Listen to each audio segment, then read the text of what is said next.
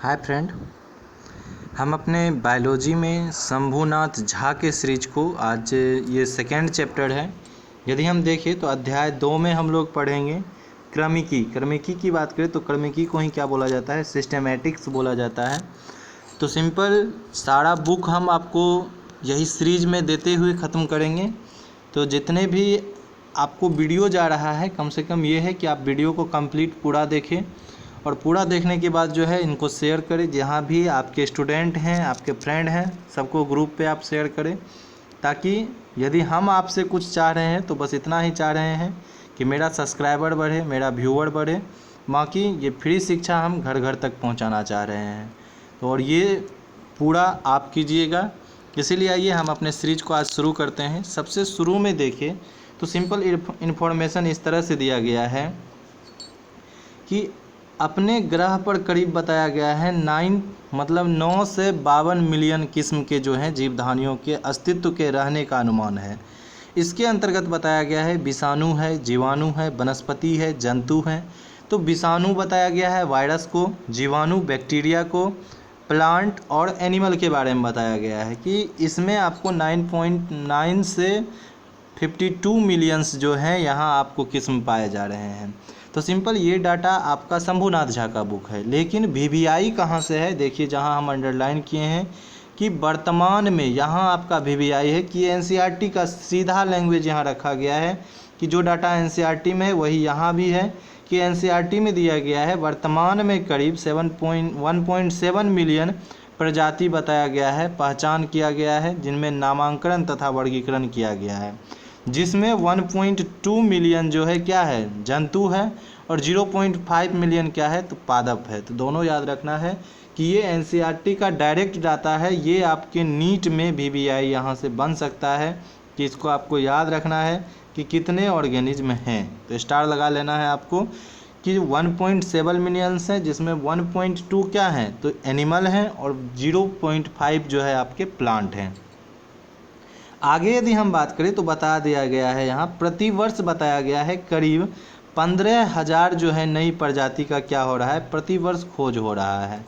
और उसमें भी देखें तो करीब सैकड़ों गुण की यदि बात करें प्रजातियाँ विलुप्त हो चुकी है कि बहुत से प्रजाति हैं। जैसे हम बात करें अभी नज़र के सामने में गिद्ध आप लोग सभी देखे होंगे, लेकिन गिद्ध का प्रजाति क्या हुआ, ख़त्म हो गया है।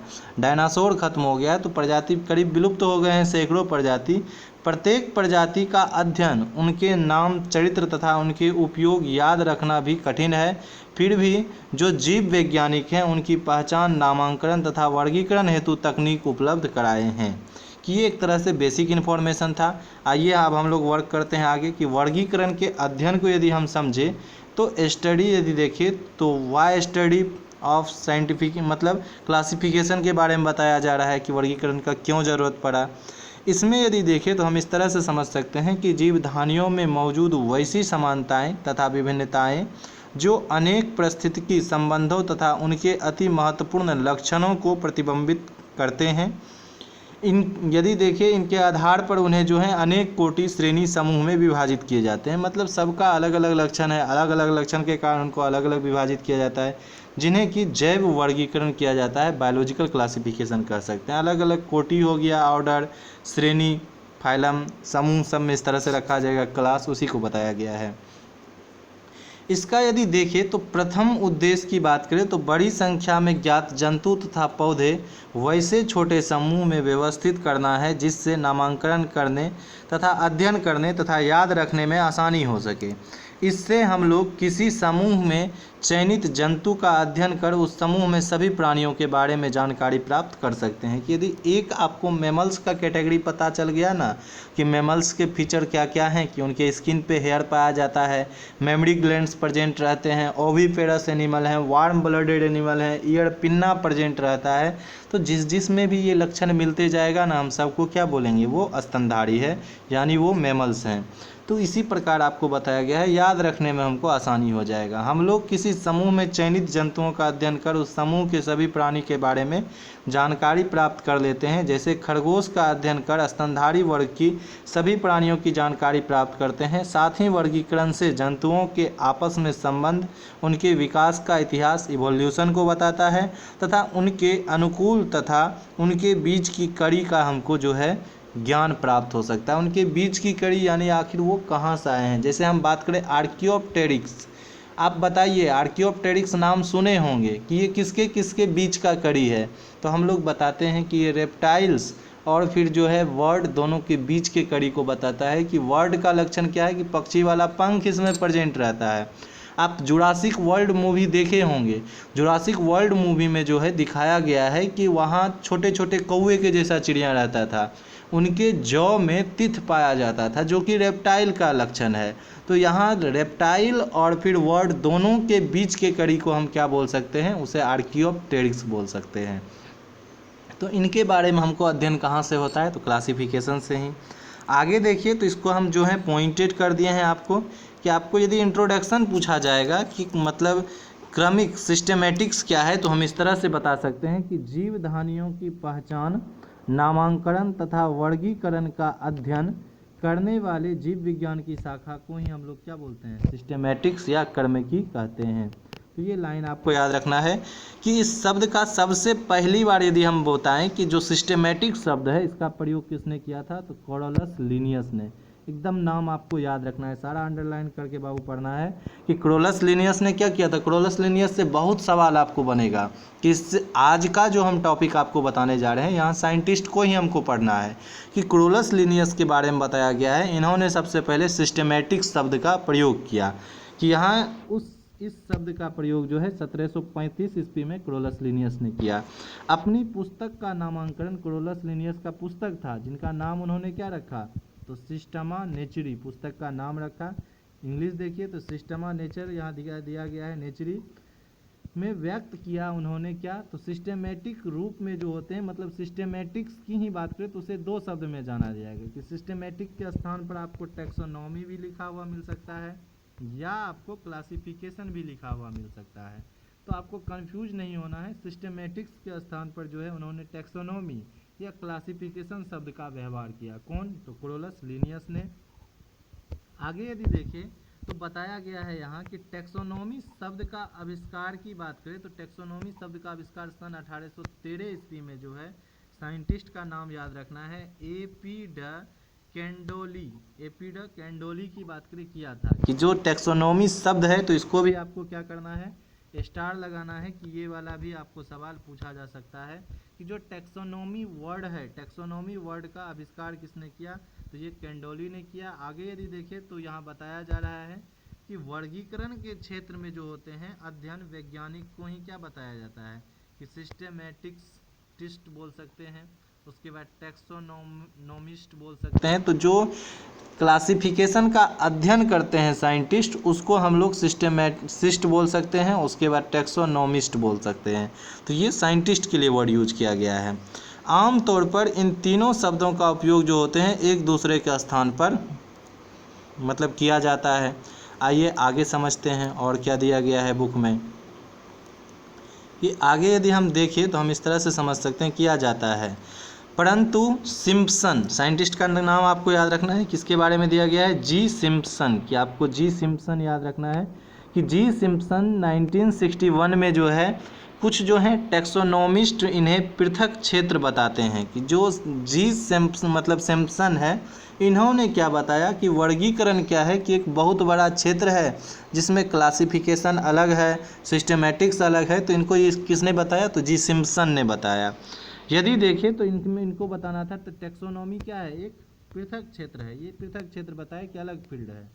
इसके मतानुसार जीव विज्ञान की विविधता का अध्ययन, इनका तुलनात्मक अध्ययन तथा तुलना आंतरिक। देखिए आप जीव विज्ञान में क्या क्या चीज़ का अध्ययन किया जाता था, तो पहला तुलनात्मक अध्ययन कि हम क्या करते थे, एनिमल में कंपैरिजन करते थे कि वो देखने में कैसा है, यानी आंतरिक उनका संरचना कैसा है, तुलनात्मक कार्य की यानी मॉर्फोलॉजी उसका कैसा है, जैव रसायन की मेटाबॉलिक प्रोसेस उनका क्या है कि किस तरह के बायोकेमिकल से बने हुए हैं।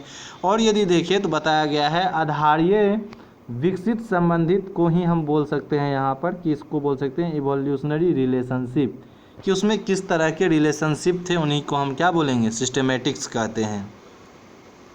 आगे यदि बात करें तो इसी को क्लासिफिकेशन को ही सिस्टेमेटिक्स का एक शाखा मानते हैं कि क्लासिफिकेशन जो है किसका शाखा है सिस्टेमेटिक्स का, कि जिसमें जंतुओं के विभिन्न कोटि के समूहित किया जाता है, जबकि टैक्सोनॉमी को क्लासिफिकेशन के सिद्धांत का अध्याय मानते हैं। कि यदि अध्ययन माने तो जो हम लोग क्लासिफिकेशन है उसको सिस्टेमेटिक्स के अंदर में पढ़ेंगे।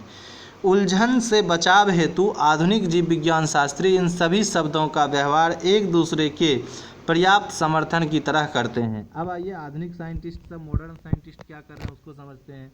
चूँकि सिस्टेमेटिक्स में जीवधानियों के आकारिकी मतलब कोशिका विकास, भ्रूण विकास, मतलब ये सारा पॉइंट आपको ध्यान देना है कि किस तरह का मार्फोलॉजी उसका है, किस तरह के सेल्स से वो बने हुए हैं, किस तरह से उनका भ्रूण विकास एम्ब्रायो डेवलपमेंट हो रहा है, कैसा उनका जीवाश्म विज्ञान है, परिस्थितिकी इकोसिस्टम कैसा है, सभी को सम्मिलित करके जो है जीव वैज्ञानिक शास्त्री क्या करते हैं कि अतिरिक्त मेडिसिन हो गया, एग्रीकल्चर हो गया, वानिकी हो गया तथा औद्योगिक क्षेत्र में क्या कर रहे हैं कि अध्ययनरत है कि उसके बारे में स्टडी कर रहे हैं।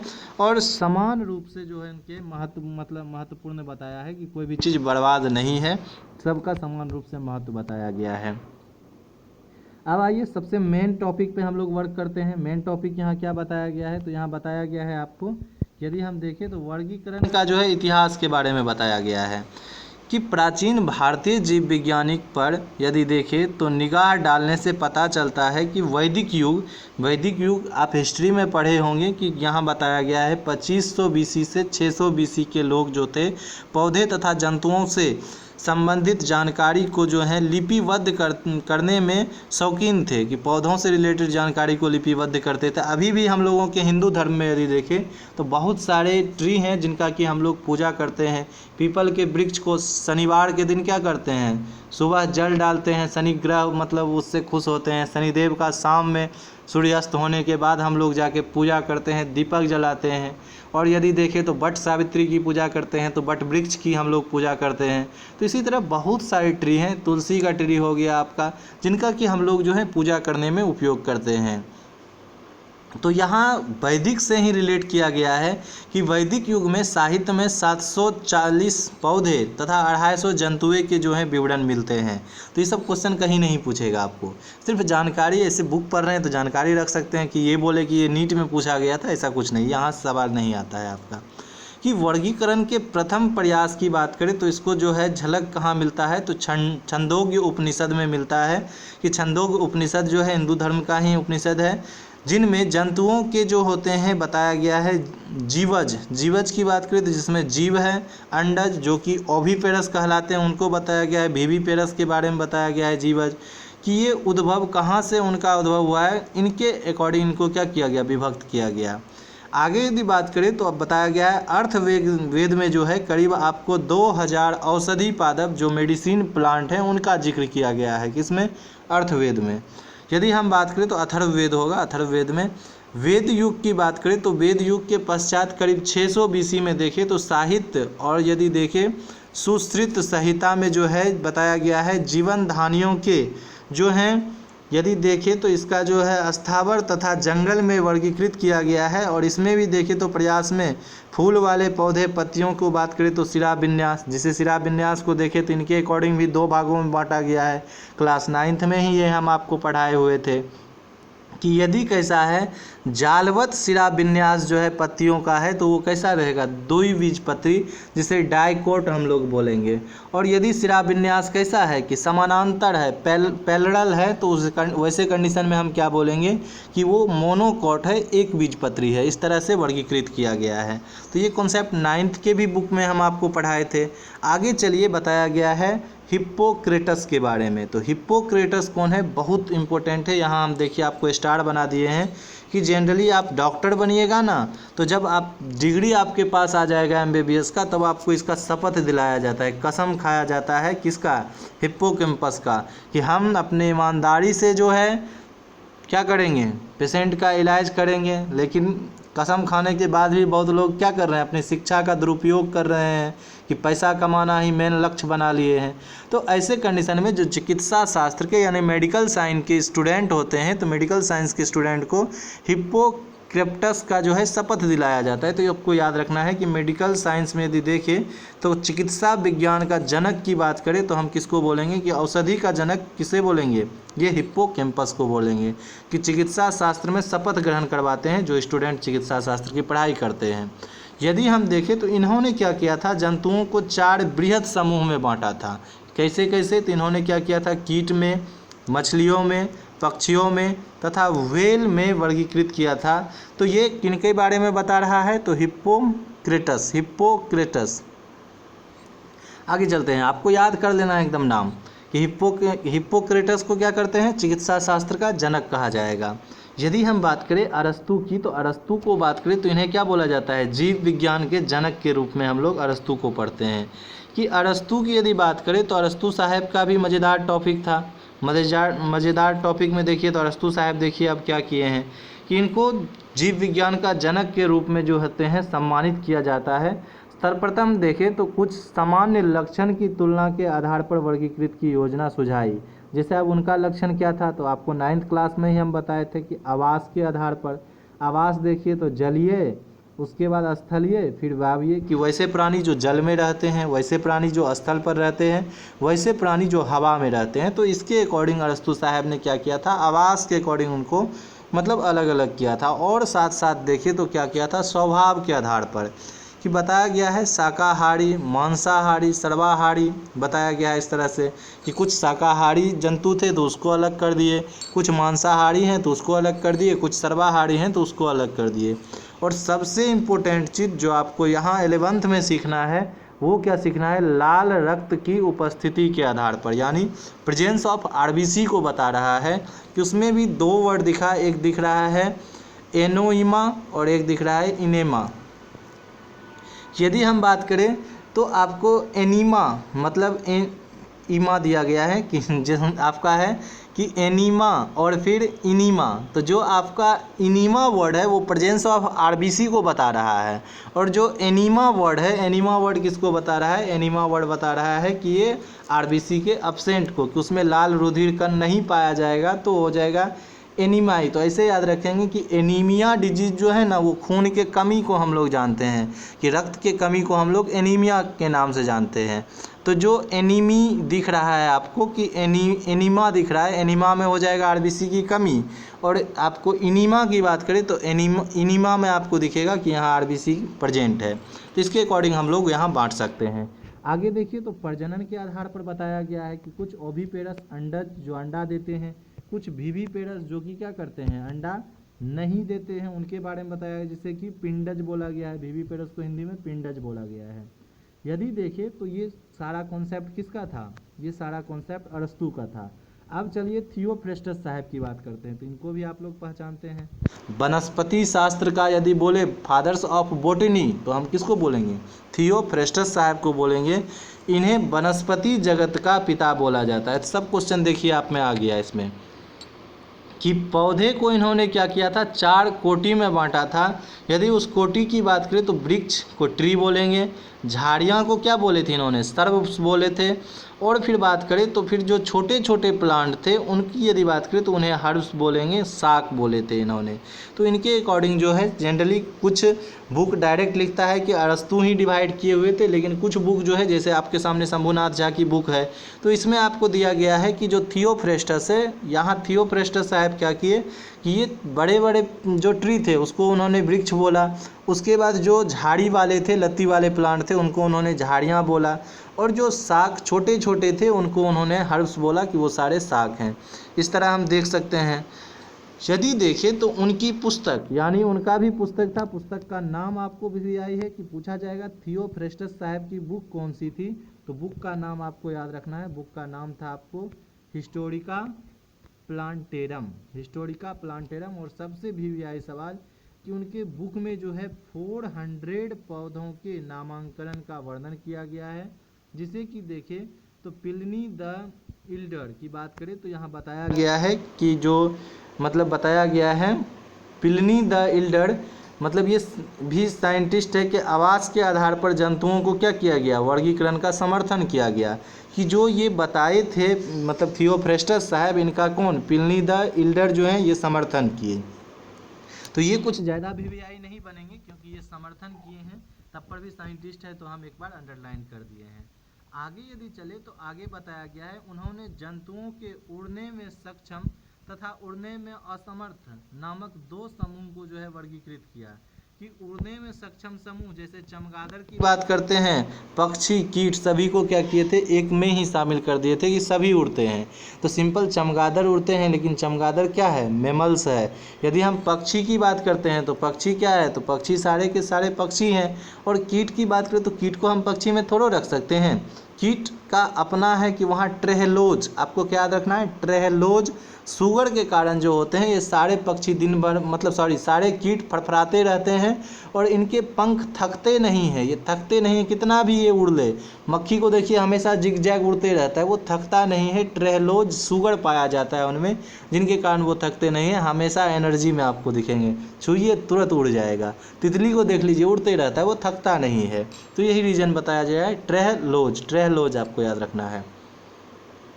आगे यदि बात करें तो आगे हम इस तरह से यहाँ देख सकते हैं कि एक लंबे अंतराल के बाद जो है एक अंग्रेजी प्राकृतिक वैज्ञानिक के बारे में बताया गया है, इनको एकदम याद रखिए, जॉन रे साहब।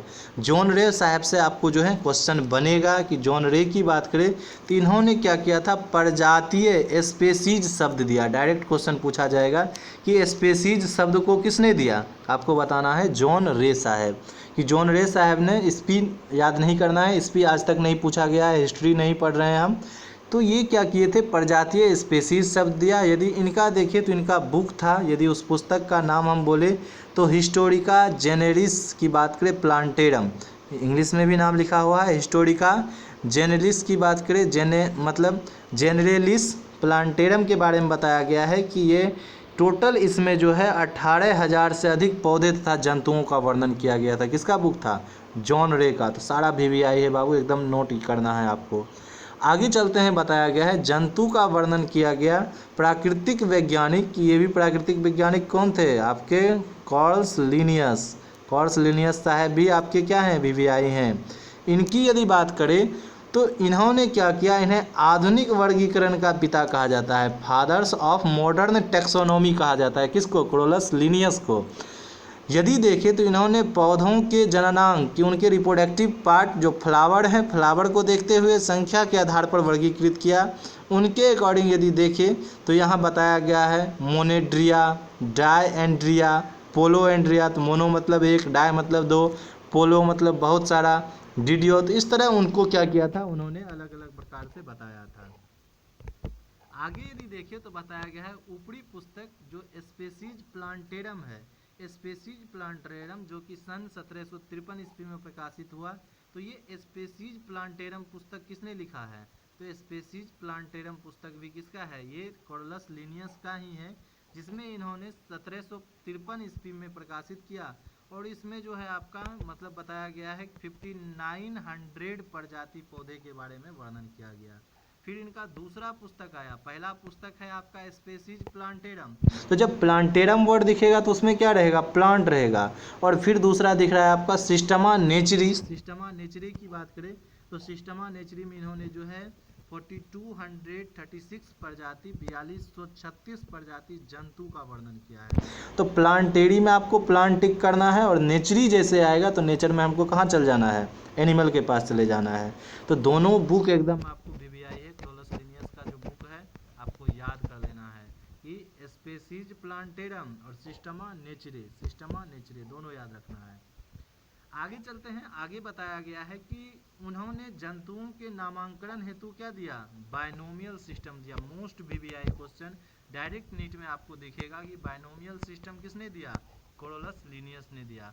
तो कॉर्स लिनियस साहब के दो बुक, उसके बाद कितने स्पेसीज का वहाँ जिक्र किया गया है, और फिर उन्होंने क्या दिया, तो बायनोमियल सिस्टम को दिया। तो हमको बायनोमियल सिस्टम भी सीखना है कि किस तरह से बायनोमियल साइंटिफिक नेम हम लोग जैसे मनुष्य का होमो सेपियंस, और आखिर बायनोमियल सिस्टम का क्यों ज़रूरत पड़ा उसको भी हम सीखेंगे। यदि देखें तो यहाँ बताया गया है उपर्युक्त वर्णन की यदि बात करें, वर्णित वर्गीकरण में सभी सिस्टेमैटिक्स में केवल कुछ सीमित लक्षणों का उपयोग किया जो कि बाह्य कार्य की थे, मतलब जो एक्सटर्नल कारक मार्फोलॉजी को देखा गया उसके अकॉर्डिंग वर्गीकरण की इस पद्धति को क्या बताया गया, वर्गीकरण की कृत्रिम पद्धति बताया गया, artificial system of the classification कहते हैं, जिससे संबंधित जंतु भी एक समूह में आ गए। कि यहाँ यदि देखें तो सबको क्या किया, एक जंतु को सेपरेट कर दिया जिसे कि क्लासिकल सिस्टमेटिक्स बोलेंगे। क्लासिकल सिस्टमेटिक्स में आपको क्या बताए थे, जब क्रोलस लिनियस आए तो इन्होंने क्या किया, सारा प्लांट को एक तरफ कर दिया, सारा एनिमल को एक तरफ, तो एनिमल किंगडम और प्लांट किंगडम भी क्रोलस लिनियस ही आपको प्रोवाइड किए। तो यदि यहाँ देखें तो जो क्लासिकल सिस्टमेटिक्स है इसको देखें तो ऑल्ट सिस्टमेटिक के रूप में पढ़ा जाता था।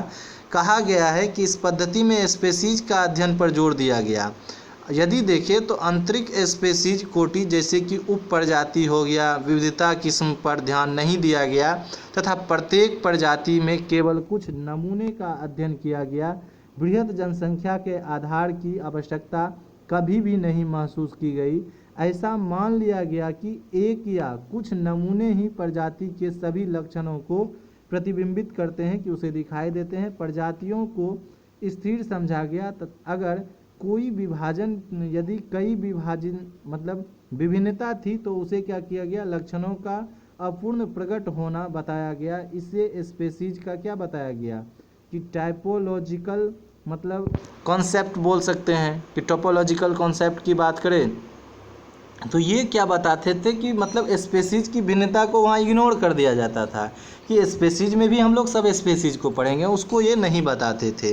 विभिन्नताओं के उद्भव ज्ञात होने पर नवधारणा मतलब नया विचार आया तो उसमें देखेंगे यहाँ क्या बताया गया है कि जिसे कि बोल सकते हैं नोमिनलिस्टिक मतलब कॉन्सेप्ट ऑफ स्पेसीज, कि नोमिनलिस्टिक कॉन्सेप्ट ऑफ स्पेसीज की बात करें तो हम इस तरह से समझ सकते हैं कि इसके बारे में जो है इनके अनुसार स्पेसीज को कई मतलब अस्तित्व नहीं है, केवल व्यक्तिगत अस्तित्व है। इस अवधारणा में वर्गीकरण की पद्धति को रूपांतरित किया गया। तो शुरू में ये पद्धति जो है कहीं ना कहीं ठीक नहीं था, धीरे धीरे पद्धति सही हुआ है कि स्पेसीज को क्या बताया गया है, टैक्सोनॉमी का यूनिट बताया गया है और स्पेसीज के डिफरेंसेस को हम लोग जान पाए। कि वर्गीकरण वेत्ताओं जो वर्गीकरण कर रहे थे जंतुओं की आकार की समानताओं के अतिरिक्त देखिए उद्भव विकास समानताएं तथा विभिन्नताओं के आधार पर वर्गीकरण प्रारंभ किया। इसे क्लासिकल टैक्सोनॉमी भी स्थापना हुई जो कि वर्गीकरण की प्राकृतिक पद्धति का निरूपण करता है। कि शुरू में कोई भी साइंटिस्ट उठाइए तो वो क्या कर रहे थे, मार्फोलॉजिकल स्टडी करके उनको क्लासीफाई कर रहे थे कि उनका देखने में वो कैसा है, आकारिकी समानता को वो देखते थे। जबकि वर्गीकरण की आकारिक चित्रण को देखें तो मतलब उनकी समानता की बताया गया, अधिक महत्व ना देकर बाद में क्या हुआ, उनका अधिक महत्व नहीं दिया गया मॉर्फोलॉजी का। वहाँ क्या किया गया, उद्भव इवोल्यूशन को देखा गया तथा जीन संबंधित उनका जेनेटिक मटेरियल को देखा गया कि क्रोमोसोम नंबर ऑफ क्रोमोसोम क्या है, इनके समानताओं का उपयोग किया जाने लगा। और यही नई पद्धति जो है आविर्भाव हुआ जिसे कि विकास आधारित वर्गीकरण, जिसे कि हम बोल सकते हैं फाइलोजेनेटिक सिस्टम ऑफ क्लासिफिकेशन, या इसी को बोल सकते हैं मतलब कि एक तरह का जो है ना, किधर गया, हाँ, क्लाडिस्टिक की बात करें तो इनको देखेंगे कि इसमें जीवधानियों को उनके विकासीय शाखाओं का उदय होने के ऐतिहासिक क्रम में वर्गीकृत किया गया। कि अब जो ये वर्क होने लगा किस पे, तो इस सब को सिर्फ सुनना है, याद करना ज़्यादा मतलब यहाँ मैटर नहीं, इससे सवाल आपको नहीं बनेगा।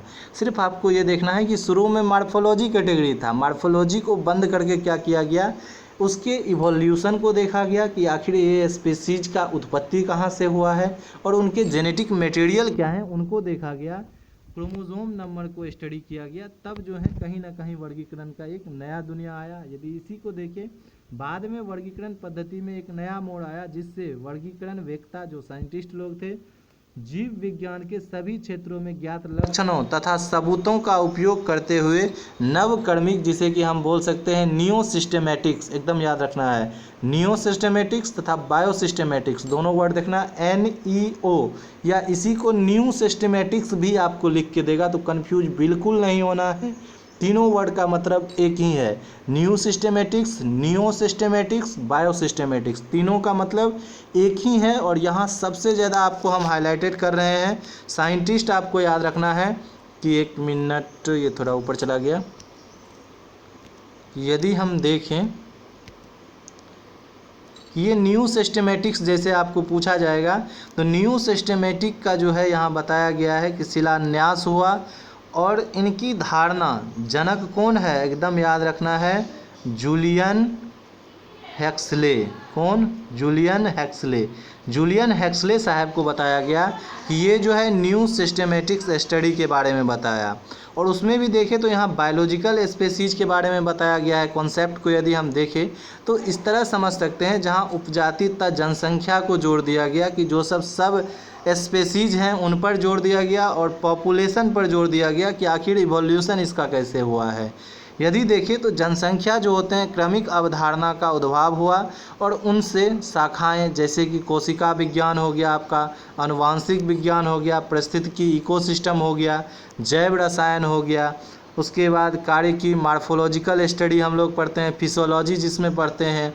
तो ये सारे के बारे में अब हम लोगों को पढ़ना शुरू हो गया। जैसे जैसे क्या आया कि नया, मतलब जिसे न्यू सिस्टेमेटिक्स बोल सकते हैं या बायो सिस्टेमेटिक्स बोल सकते हैं, कौन?